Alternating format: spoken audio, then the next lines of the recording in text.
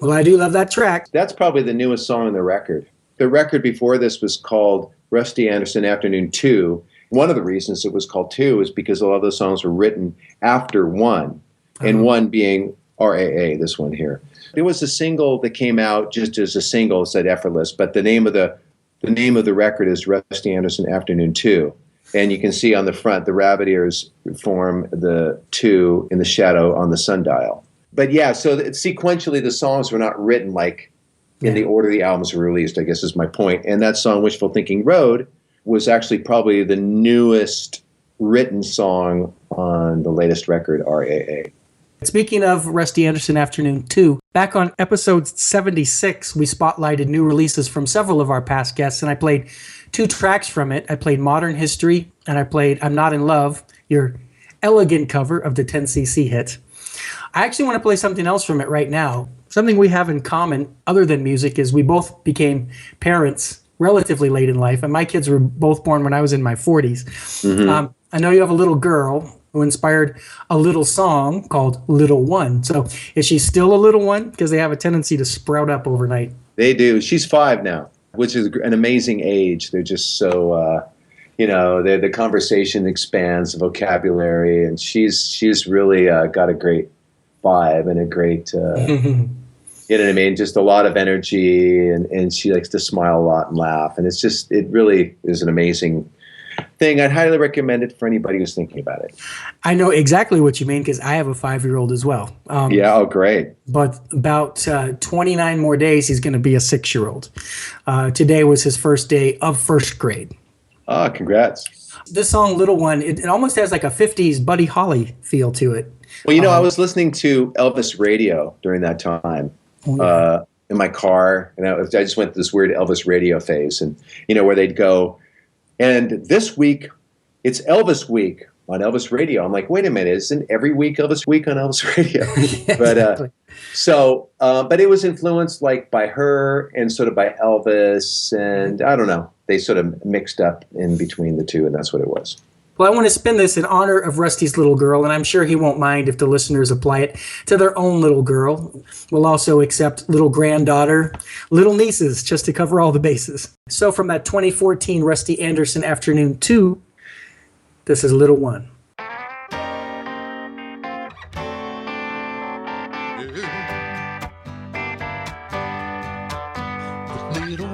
Little one, I've always got you on my mind. Lay your head down on my shoulder. You came along just in time. Yes, you did.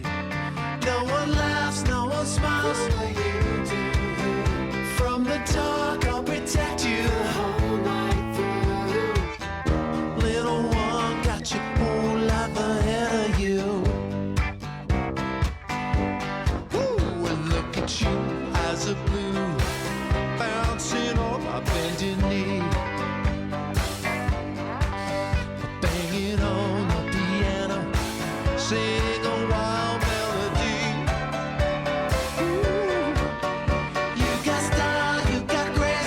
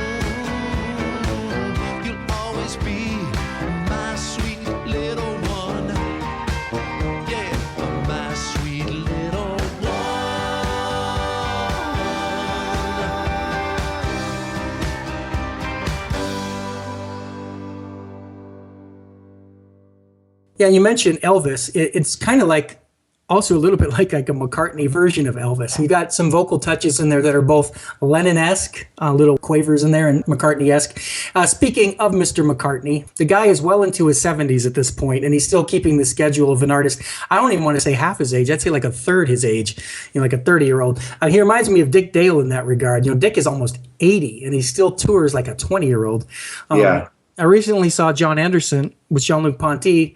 John Anderson's 71. He's still out there delivering great shows. Robin Trower, also 71, and he's playing the best guitar of his life. I mean, it used to be the people in their 70s were the ones covering their ears when rock music was playing. Now they're the ones playing it. So how inspiring is it for you personally to hit the stage with Paul and just see him do his thing night after night? Oh, it's incredible. I mean, it's funny because we've been together about 15 years or so as a band, and in band years, that's being like 500 years old or something.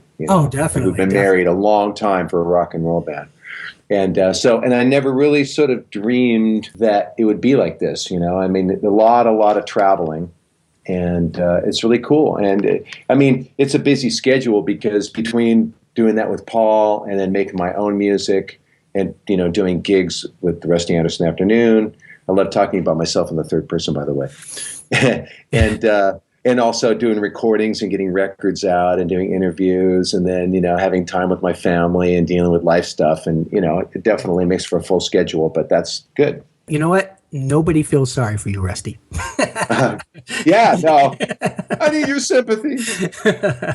All musicians, they're going to be envious of a gig like that. It's like a dream job we all wish we had. Even though you've clearly earned it and you deserve to be there, do you ever still have the pinch me moments even after 15 years? Oh, absolutely. I mean, you have to remember one thing, though. In order to do a good job at something like this, you got to be in the moment with, be grounded, be sort of connected to the people, in this case, Paul McCartney, of all people. Or you'd kind of go crazy. You wouldn't be able to do a good job. And, when I first started working with Paul, I was kind of like, whoa, this is really trippy. And it took me a few days to kind of get into the zone of being used to it. But then again, within about half an hour of meeting him, we were jamming. And as an instrument, the guitar and playing music, it's something that really grounds you. It's like an instant dialogue with people when you play together, and you have, you're playing in time, you're playing in key, you're expressing yourself, and it's kind of more natural, really, than talking. I was thinking the musical part of it would have to come together to be professional. I just kind of mean the life he lives and the circle he travels in, like, oh, today we meet the Queen, and oh, today, every movie star is going to come in and kiss my butt. Yeah, so. Yeah, the first real gig we did was a concert for New York, and I met President Clinton at the time. It was Bush then, I guess. He had just finished being president. And Jackson Browne, I saw Elton, who'd already played with him, but he came up and gave me a big kiss. Who else did I see? Keith Richards and Mick Jagger, David Bowie backstage. It was just really a lot at once. And being in that world it's kind of like that. All of a sudden, you're just around a huge crowd of celebrities, and you kind of get used to that to some degree. That night where you met all those guys, David Bowie, Bill Clinton, Pete Townsend, all those guys were there. I think Clapton was there. That was the first night you went on stage with Paul. So, I think you had said you figured out if I can handle this musically and psychologically and the whole world was watching that. I mean, it was a huge moment. The other thing that was crazy about that particular gig is I thought, okay, well, you get on stage and you got all the stage lighting and the colored lights and the cool like Woodstock thing. Okay, we're going to play this big show at Madison Square Garden. And we come on and it's all white, bright TV lights because it was like being filmed and stuff. And I'm looking right into the audience, and I see all the firefighters there, and they're well lit so they can see them on TV. And it was like a big classroom, basically. Yeah, it's kind of like, at the end of a show, when they want to tell everybody there's no more encores and it's over, they hit those lights where you kind of get dazed for a second. Oh, there's so much light on, and you sort of slink to the exits. So you had to do the whole show in that kind of light. Yeah, right, exactly. It was all, like I said, it's like a classroom, like a recital or something. It definitely, after that I thought, well, it really is about the moment and not about what you think it's going to be about. And it's all kind of a surprise, is what I realized. You can't assume things. So, but yeah, made it through that. So, here we are, still rocking it. And last time you were here, I asked about your favorite songs to perform on that gig, and you mentioned Maybe I'm Amazed was a personal favorite. But, we haven't spoke for a while. Every now and then he'll dig into the back catalog and dust off some gem. At what point do you guys find out about these new additions to the set list, and are you allowed any input in that area? Yeah, if I really am feeling like this would be a great song, I'll push for it, and that's kind of the most. I usually will push for the rockers, so they're not always like Helter Skelter. What are we doing? Day Tripper. Some of the more, to me, obvious choices. The Night Before. There's some tunes that I thought, these would really be perfect additions to the set and would fit in right, And then he'll come up with, like, he out of the blue said, I want to do Hard Day's Night. I'm like, oh, great, okay. I never thought in a million years he'd want to do that one because it's very Lennon-y, and but it does kind of go back and forth between them, and I don't know. He just kind of has his own barometer, and so I'll suggest songs like Backseat of My Car. I really loved playing that when we did it at rehearsal, but it never quite materialized into the set. He just feels comfortable with certain songs and not others, And you never know what associations he makes with those songs. I mean, exactly. You can write a really great, awesome song, but if it brings back painful memories, or a lot of these guys who I know, and women too, but songwriters who have this terrible experience and then they preserve it in the song. It's like, I'm the opposite. If I have some horrible experience, I want to forget it, because if a song gets popular, if I like, or it's a great song, every time I do it, you're like, that was that breakup song. It's like Frozen in Amber, basically. Are there any Beatles or Wings or Paul solo songs that you haven't done yet that you really wish you would do? Oh, probably. Don't want to cop to it, though. Yeah, I'd rather wait because, hopefully they'll end up in the set. Well, let me flip it around. Are there any songs that we can attribute to you personally being in the show because of your single-handed, support and insistence upon? Well, the ones that I mentioned, Day Tripper and Helter Skelter and Too Many People, I was pushing for that one. I love that song. We did this great thing where it was Too Many People into Bathroom Window, and it was always such a kind of a shock when it segued, because it was a direct segue, and the audience would always flip out, and that was always a great experience. And both the songs are so cool. A guy with a career as long as his, there are people who are fans of All My Lovin'. They love the early stuff. I got to say, the Wing stuff at the time, and I'm old enough to remember when all that was new. Yeah, everybody was always, you couldn't help compare to the Beatles, compare to the Beatles, compare to the Beatles. But then apparently there are some people who didn't really know the Beatles and discovered Wings first, Right. Because some of that stuff it's really, really nice. I mean, people were so critical and so hard on all four of those guys because they were bitter about, why'd you guys break up our favorite band? I don't like your, what I mean? But exactly, yeah. It's interesting because, a lot of it has to do with this involuntary recall thing, where you hear a song and you instantly go back to a time and a place where a certain relationship or a certain thing that was happening in your life. And you can have, like, I've had experiences where I just burst into tears and I have no idea why, over the stupidest song, because it reminds me of something. And so there's that. And then there's, obviously people like certain songs just because they like the song. So there's all these factors coming into play with music like that. Well, when I went and saw you guys, must have been '02. You hadn't been with him very long. I mean, he played Getting Better. It was the first tour he'd done that on. Mm-hmm. I wasn't prepared for the little ukulele something. I didn't. The CD hadn't come out, and I didn't know what the set list was going to be. So. And there's a lot of nice little surprises, and there's the obligatory stuff. There's certain people that want to hear certain songs, and he has to try and please everybody. But what I'm saying is, you figure he started releasing stuff in like '62, and he continues to release stuff today. So, you're going to have a fan base there. I also saw him on the Flowers in the Dirt tour, and that's when he kind of started to acknowledge the Beatles stuff a little more, and his new stuff, etc. But it's hard to do because it throws off, particularly on a show of that immensity. It throws off the sound guy and the light guy and the camera guy. But has he ever called an audible and like sort of spontaneously changed any songs live on stage? As he said, I don't Yeah, want to. yeah, we have done that, but you have to kind of tell them maybe 5 minutes in advance or something. But we have definitely done that, and Nice. it mixes it up a little bit.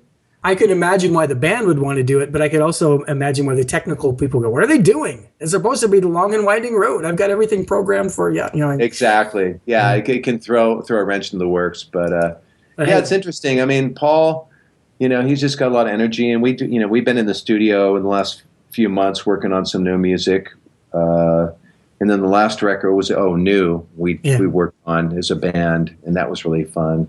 It's just great that he has all this energy and is sort of defying the tradition of getting older and having to sit in a rocking chair. He'd just rather rock without the chair. He is, but I think the entire generation kind of is, because I mentioned those other people too. Mick Jagger's out there still, Townsend is out there still. It's like, Oh yeah. and actually, never mind even that. I mean, Jerry Lee Lewis and Little Richard and Chuck Berry, those guys are still alive. It's like, Yeah. I guess because that music was invented by that generation. And the funny thing is, in their younger years, literally the song "My Generation" says, "I, hope I die before I get old." And I think in an interview, John Lennon or maybe Paul said, "Oh, it'd be ridiculous to still be doing this when we're 30." Like this is the way they looked at it as the originators in their 20s. And then, yeah, I mean, there is no rule book, and their generation that came up with them is still out there wanting to buy the music, see the concert. So it's a great thing, it's a great thing. Whereas if you would have done more sort of adult, if you'd been like Van Cliburn and been a 20-year-old playing Tchaikovsky or Rachmaninoff, you'd associate that, like a Horowitz playing Chopin as an older person. Right. But when I mentioned Robin Trower, I mean, he's released some original music in the last year or two that the compositions and his playing, it's just so hard hitting, and you go, dude wrote this when he was 70, 71. I find it very inspiring too. Yeah, well, that's interesting. I'll have to check it out. Well, let's return to your album, because we still have other tracks to talk about and to listen to. I particularly like the song Rainbow. You have an interesting way of hinting at the 70s and hinting at the 60s while still retaining a contemporary sound and feel. It doesn't sound like a 70s or 60s recording. It just has these nice little callbacks to it. I hear that in a lot of what you do, dating back to the first two albums. I might be reminded of Todd Rundgren or David Bowie or Thomas Dolby, but there's always other elements present, that draw you back to the present. What's the origin story of Rainbow? Rainbow, actually, it was a friend of mine put out a movie, and he wanted me to write a song for it. And so that's where it came from. And the movie is actually kind of a sad movie. So I thought, this particular song, I wanted to be kind of more uplifting and maybe like cutting to the heart of what life's about, So yeah, it was really as a song for that movie, and then I kind of thought, it's kind of cool. Maybe I'll throw it on the record too. And then, but it was only a minute and a half, so I had to sort of write the second verse and a bridge and make it a full length song. I mean, I could have left it like that, but it felt a little strange. Well, let's talk about Big Black Hole. Is there any correlation between Big Black Hole and Under a White Star? No, not really. I think that one was one that Todd started. That was kind of more his baby, and then we finished it together. And I think he was in Hawaii at the time, of all places. But it's really about it's sort of about being under the thumb of the man, and we just wanted to have a sort of a gritty, pure kind of lyrical thing. And sonically, I think music-wise, it's kind of just a rocker in the tradition of like Rebel Rebel or the Stones or something. And that was maybe the inspiration musically for that one. But then again, I think all music, it just kind of comes out through you're following your muse, and you have your own DNA, and it comes out the way you interpret it, and that's the beauty of it. That's what makes music different. Absolutely. And as we've spoken about before, last time you were here, you want tracks to be different from each other. I do. I'm into diversity. I mean, some groups, all their songs sound kind of like the last song, and that's their thing. And there's nothing wrong with that. You have a really super niche marketed deal, but I've always been more about diversity, maybe to the point of schizophrenia, but that's sort of my thing. if you have a song and then the next 6 songs are that same song rewritten, what's the point? That's my feeling. So, Yeah. but yeah, I mean, I would be able to identify any of these, partially because your voices, your voice and his voice, Todd's voice, are similar and pleasant, and that's one way people get sort of a stamp. But nothing is really extreme on any of your albums. So you go into different. I'm just saying it's not extreme tangents you're going down. There's no Revolution Number 9 or anything. So you have a cohesive sound, but you know there are little. For example, on Rainbow, you know, like I said, your guitar tone is a little different on that than anything else on the album. You got your bouzouki and different things popping in to keep it interesting, and rhythms and arrangement ideas and textures. You want to hear some variety from track to track, and I've tried to play some variety, and we have one more song coming up. But before we hear that, I want to get to websites. RustyAnderson.com. Anderson is O-N, not E-N. You can get physical discs there. You can get the download version in all the usual places. And it's also a good place to check for tour dates. You know, as you said, Paul keeps you very busy. Are you guys going to try to squeeze in any runs of live shows to promote this album?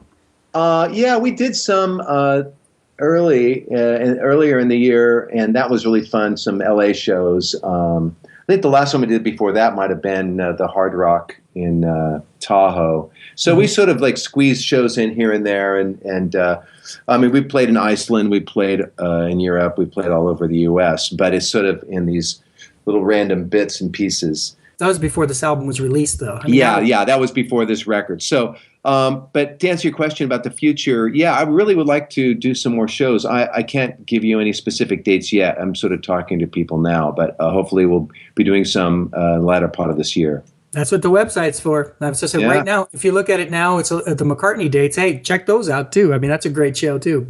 But you know, this show is about, hey, Paul McCartney doesn't need me cheerleading for him. He's got fans. But he has a few. But you and, you know, people like John Harrington and people like Scott Sherrard, you know, Scott is the lead guitarist in Greg Allman's band. John Harrington, obviously, is in Steely Dan. All three of you guys have these high-profile gigs, but you have these awesome solo albums that I like equally to the artists you guys are working for. So thank you. I like to share them with people. I mean, a lot of people have told me, like, the first time you were on, a lot of people were like, oh, man, his music is really, really good. Thanks so much for telling me about it. And that makes me feel good. Yeah, fantastic. Spread it. And if you're new to Rusty's music, and if you're just hearing it for the first time now, you know, after you get the new one, go back and get Rusty Anderson Afternoon 2, Born on Earth, Undressing Underwater. There's a lot of great music on all those albums. And speaking of great music, the last song we're going to play is called Tether. I already know the secret of this tune because of an earlier conversation we had, but a couple of our other past guests like Bobby Whitlock and Judith Owen have also written songs where the listener would assume it's about a person, but it's actually about a pet. And so what does Tether represent in the song? The song Tether is about my pet, Ted, and he was a dog, and he was sort of a rescue dog that got off a balcony where they weren't taking care of the dog. So he was about 9 months old, and I had him till he was about 15 maybe. And he was a fantastic dog, you know, like my best buddy. And so it just, you know, especially with pets, you with a dog, it's such an intimate relationship, and they're always there for you, and they're dependent on you, and it's a pretty intense relationship. So it was quite devastating because I had to put him down eventually, which, you know, is the right thing to do. But at the time, it feels pretty, you know, it can be overwhelming. Oh yeah. But yeah, so but it's more than that. It's really a celebration of how awesome the connection is, you know? So the tether represents the physical leash? Well, tether represents the physical leash, but it also sort of represents the emotional leash that you're on. That's sort of the twist of the song, you know, as an owner, that there's two ends to that leash, you know? Oh, yeah. And so it was a very powerful feeling, and I just wanted to sum it up in a song. Well, it puts a nice exclamation point or stamp or period at the end of this, for sure. And yeah, you know, pets, come on. I mean, they draw as much emotion out of us as other people do, really. And I've been in the room when pets have been euthanized, and, you know, my family and my friends, we all have a tradition because of the apprehension you mentioned, you really take it, you let them go too long because you just don't want to part with them. You know, we had a German Shepherd with arthritis in her hips, and, you know, looking back on it, we should have done it sooner for the pet's sake. But no, I can relate to that feeling. And also, like we said about earlier, you know, when you tackle it artistically, don't write a sad song about the moment the dog was put down. Write a happy song about the good times. And, you know, so when you play that tune, you'll remember the dog's name was Ted. Yes. We'll all tribute Ted here. Well, Rusty, on behalf of my listeners and myself, I want to thank you for being on the show today. We did have some complications to contend with on both sides, so I appreciate you making the extra effort to get this done. Yeah, and you too. My pleasure. I'm glad we had a chance to finish it up. You bet. I also want to thank Tom Bowers for engineering and editing the podcast. We might as well thank Todd O'Keefe, too. Apparently, he's like a big deal now. Yeah, world famous. Yeah, Todd's an awesome talent. I wish he was here to defend himself. But there's going to be, I'm sure there's going to be a shorter gap between this one and the next one. You both come back next time. Sounds good. Or I'll have him on, and he'll just tell us all the stuff you don't want us to know. So, hey, that's actually a good idea for a show. That's Evidence. Right. From the new RAA album by Rusty Anderson Afternoon, this is Tether. So long, everybody.